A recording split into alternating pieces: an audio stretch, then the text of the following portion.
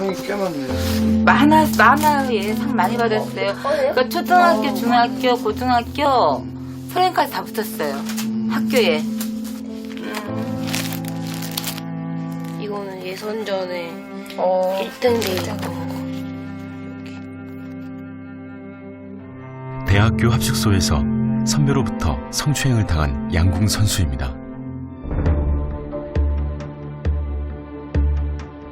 같은 합숙소를 사용한 선배는 성추행을 하고 성희롱도 일삼았다는데요.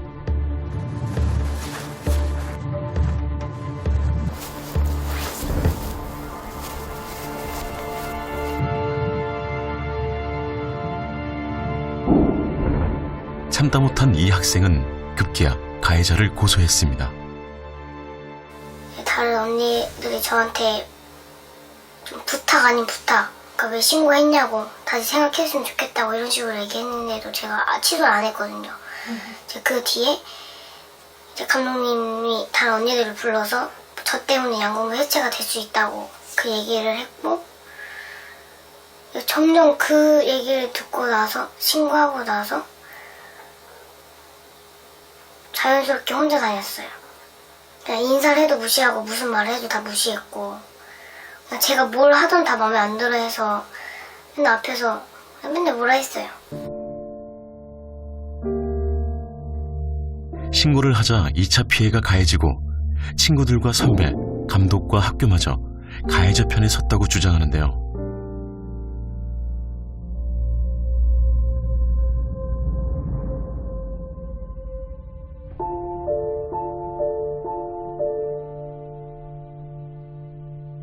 결국 재판에서는 증거 불충분으로 무혐의 판결이 나면서 양궁은 물론 사회생활조차 할 수 없게 됐습니다.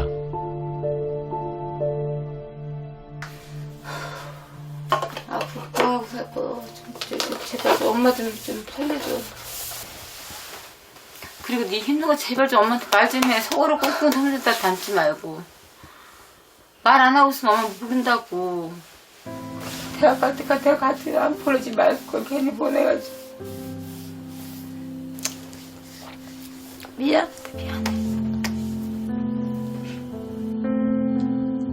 가지 말라고 할 때 가지 말지. 집에야. 끝까지 간다고 해야지. 이게 뭐냐. 이런 일이 생기고.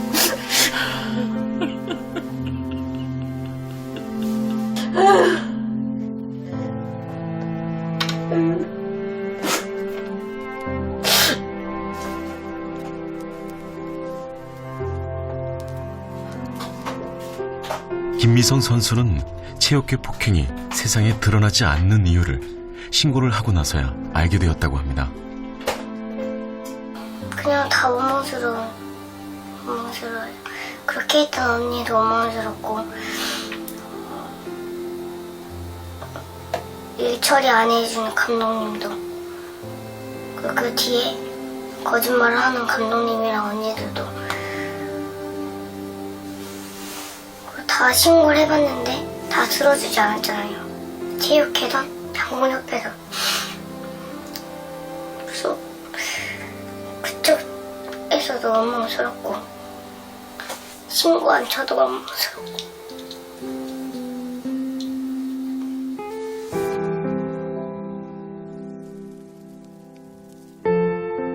이 선수의 상처와 아픔을 세심하게 들여다보지 않는 한 정부가 내놓는 체육계 폭력 예방 대책은 유명무실해질 수밖에 없는 건 아닐까요?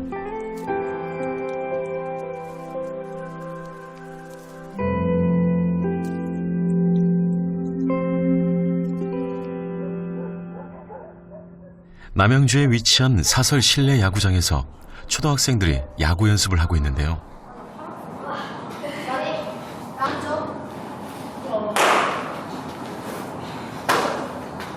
이 학생들은 얼마 전까지만 해도 서울의 모 지역 리틀 야구단 소속의 선수였습니다. 리틀 야구단은 만 12세 이하의 유소년들로 구성된 아마추어 야구단으로 전국적인 조직을 가지고 주말 리그를 통해 엘리트 선수를 양성하는 곳으로 자리매김해가고 있습니다.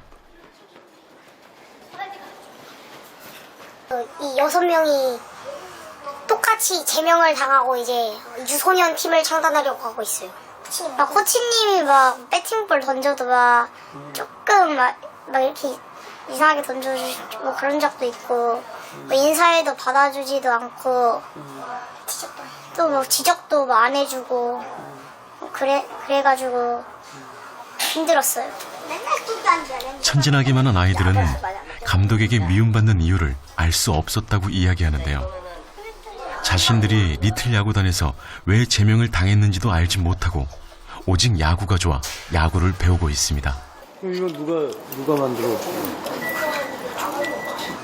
어머니께서 다 집에 있는 거 다 가져와서 내고 이거 다 먹지 마라. 내가 또 남겨놓고 또 나오자 먹을 거니까. 아, 먹고 싶다. 맛있다. 아, 처음에 이제 사건의 시작은 이제 11월 29일경에 이제 폭행 사건이 일어났어요. 근데 그때 이제 저희 학부모 이제 4명하고 에서 이제 술을 마셨거든요. 골목에서 딱 마주쳤죠. 저희는 이제 반가운 마음에 감독님 안녕하십니까. 또 냐고 감독님 어디 가세요. 이렇게 하고 인사를 하고 고개를 든 순간 갑자기 쌍욕을 하면서 네가 선배냐 이러면서 이제 아빠를 얼굴을 때리고 얼굴 뭐 발길질 순식간에 막 일어났죠. 감독이 선수가 아닌 학부모를 폭행한 사건은 결국 선수 제명까지 이어졌습니다. 제명당한 학생의 학부모들은 매일같이 만나 대책 마련을 위해 논의를 하고 있습니다. 어제 일은 정말 미안했다. 폭력 사건 이후 가해 감독은 사과의 글을 보냈고 학부모는 아이의 미래를 위해 사건을 덮어두기로 했습니다. 지금 이것 때문에 그만두면 지금 아이들은 어떻게 훈련하냐. 그러니 이건 내가 묻고 갈 테니 그냥 계속 감독해라. 그래서 일단 일단락이 됐어요. 그 사건은. 그리고 이제 한 달도 채 안 됐는데 한 12월 중순경에 아버님을 불러서 당신 아이가 중학교를 내가 이런 그러니까 여러 가지 일들을 당신 아이가 그 중학교 감독들한테 얘기를 하면 당신 아이가 중학교에 가서 야구 제대로 할 수 있을 것 같냐. 학부모가 감독한테 잘 못하면 얘는 그냥 벤치에 앉아있는 거예요.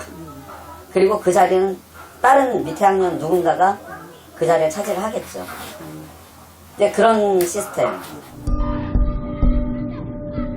폭행을 묵인한 것이 잘못된 것일까요? 사건 이후 감독의 심각한 갑질이 시작됐다고 하죠.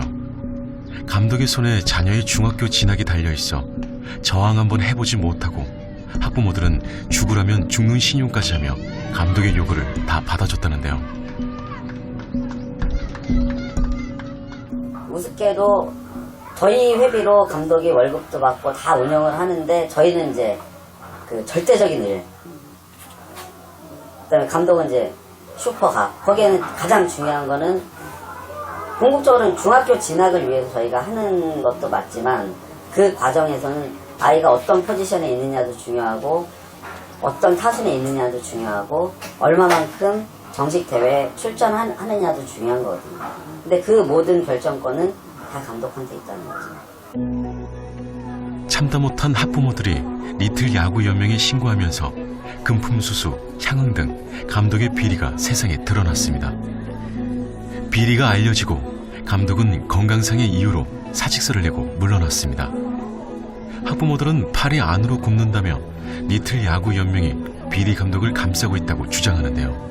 저희는 당연히 이게 가벼운 사안도 아니고 연맹에서 금지하는 감독들한테 금지하는 모든 사항을 다 위반했어요.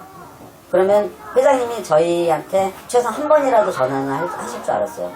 근데 아무 전화도 없어. 연맹에서도 조사 나가고 아무런 뭐 처리를 안 해. 그냥 사퇴서 수리만 한 거예요. 심지어 감독이 뭐 저만 들었는지 여기 다른 학부모님들도 이제 들으신 분들이 있겠지만 그 수족이에요, 수족. 굉장히 회장을 위해서 측근해서 여러 가지 일들을 많이 해요. 양아들이다 자기가. 그 정도로 치밀하다. 연맹의 입장을 들어보기 위해 리틀 야구 연맹을 찾아가 봤습니다. 일부 학부모 폭행한 거 맞아요. 그건 우리도 확인했던 거니까. 근데 그것도 그 전에 자기들끼리 합의를 했어. 구두로. 지난번에 가서 조사를 하고 확인한 바에 의하면 일단 차기 감독 선임 문제가 조금 이제 갈등이 골이 좀 깊어졌던 것 같고요. 그 다음에 뭐 평상시에는 내 아이가 최고로 이제 이렇게 인식을 하다 보니까 선수 기용 문제에서 또 어떤 이견이 있었고, 그리고 자기들끼리 어떤 갈등이 조금 있었는데, 그거는 저희가 아직 구체적으로 다 확인을 못 했습니다. 그럼 전 감독님이랑 문제가 있어서 그렇게 된. 학부모들끼리도 문제가 있었더라고요. 혹시 그거는 이제 조사를 해봐야 예. 하시는 말씀이신 거죠? 리틀 야구 연맹은 감독의 비리는 아직 조사 중에 있으며 학생들의 제명은 학부모들 간의 갈등이 원인이라고 했습니다. 폭력 예방하고 성폭행 방지 체육계 지도자들의 비리가 지속적으로 제기되어 왔지만 솜방망이 처벌이 체육계 폭력과 맞물려 있다고 하는데요. 지도자 자격을 우선은 정지시켜야 돼요. 지난 5년간 징계 후 복직, 죄취업 사례가 299건이며 징계 기간 중에 복직이나 죄취업이 된 것만도 29건이었습니다. 징계나 이런 부분에 있어서 복직하고 이런 사례들이 좀 있었나? 그게 정보 공유가 안 됐습니다. 지금도 징계 시스템이 협회에서 하면은 협회 내에서만 이루어지고 대한체육회 차원의 그 이제 큰 문제 대한체육회 차원에 있으면 대한체육회에서 징계를 하고, 그러나 선배가 징계한 사람을 다시 어떤 지도자로 쓰지 마라 하는 그런 규정도 없고, 그 단체에서는 실적만 좋길 바라니까 이 사람이 성격은 좀 문제가 있지만 잘 가르쳐, 이런 걸로 다 묵인되듯 이런 게 있었거든요. 그래서 이제는 정보 공유를 반드시 해야 되고, 이 사람이 취업을 한다든가 그 경력 이력을 낼 때는 여기에 대한 우리가 어디 공기업이나 취업을 하려면 범죄 증명을 떼야 되지 않습니까? 그렇듯이 신상에 다 공개할 수 있는 거를 해서 유사한 걸로 처벌을 받은 사람은 그 사람을 다시 그 지도자로 취업할 수 없는 시스템이 지금 같이 가야 되는 거죠. 이 선수들에 의해 회식 날까지 이어지는 것을 보는 일이다.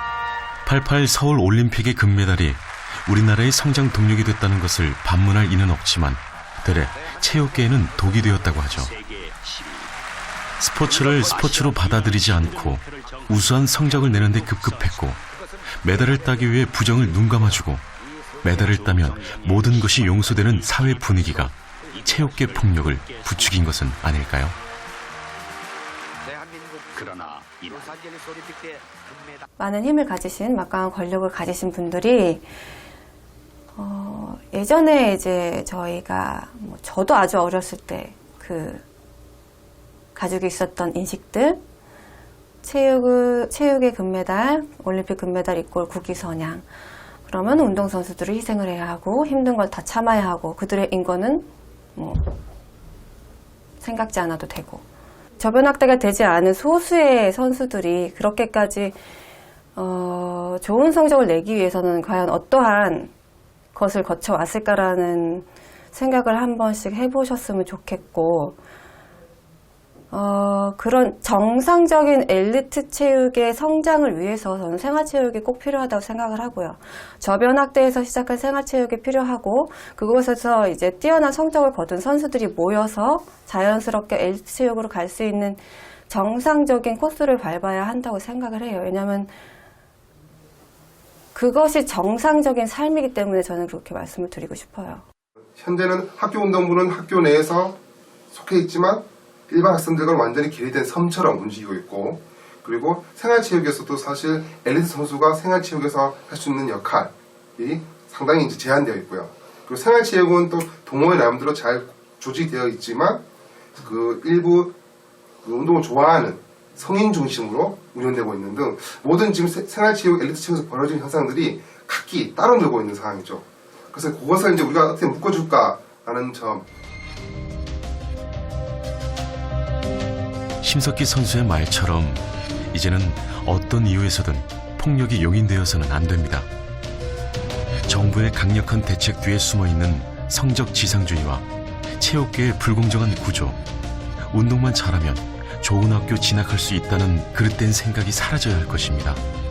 또 엘리트 체육의 자리에 생활체육이 뿌리를 내릴 수 있는 토양이 마련되어야 하는데요. 이것이 실현되기 위해서는 메달보다는 선수의 땀을 보는 우리의 시선이 필요한 때입니다.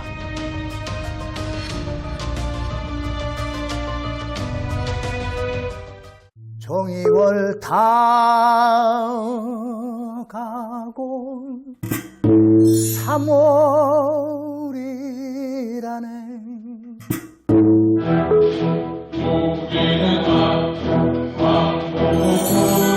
조국을 찾는 용사로다.